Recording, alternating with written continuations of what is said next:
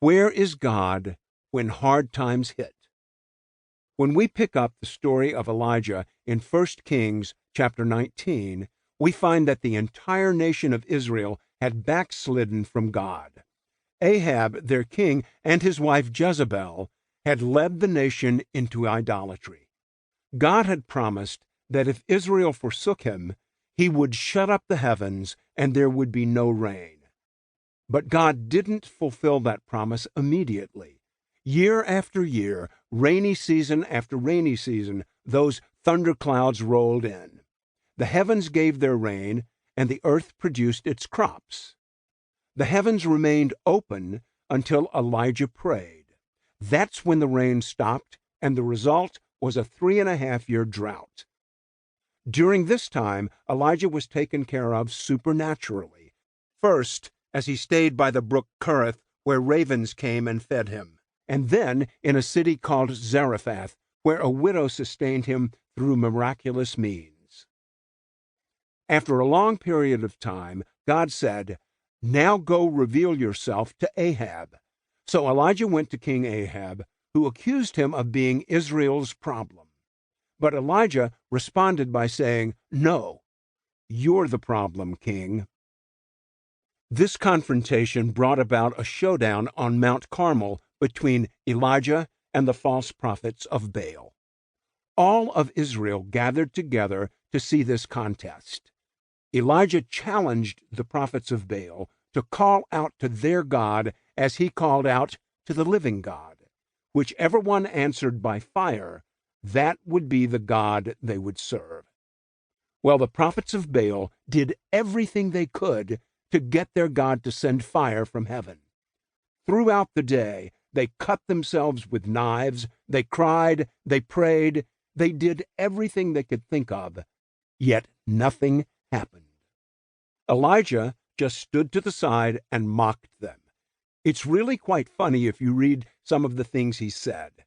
1 Kings chapter 18, verses 27 and 28 says, "By noon, Elijah had started making fun of them, taunting, 'Call a little louder. He is a god after all. Maybe he's off meditating somewhere or other, or maybe he's gotten involved in a project, or maybe he's on vacation. You don't suppose he's overslept, do you, and needs to be waked up?' They prayed louder and louder, cutting themselves with swords and knives, a ritual common to them, until they were covered with blood. But there was no fire. Then it was Elijah's turn. Elijah set up the altar, dug a trench around the altar, and doused the sacrifice and firewood so much so that even the trench was filled with water. Then Elijah called out to God, and God answered by fire, consuming the sacrifice, wood, stones, and water. The nation fell down and worshipped, saying, 'The Lord is God, the Lord is God.' Then Elijah killed all those prophets with the edge of the sword, after which he had a little prayer meeting. Soon clouds began to form. He told Ahab that rain was on the way and that he had better move quickly before he would be overwhelmed by the coming rain. You would have to agree that Elijah had been used by God in a mighty way to turn a nation back to God.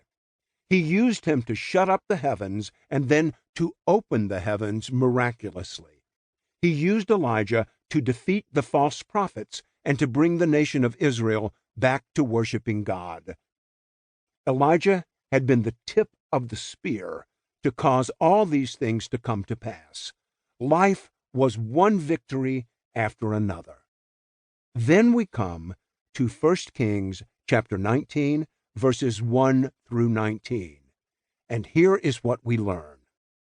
And Ahab told Jezebel all that Elijah had done, also how he had executed all the prophets with the sword.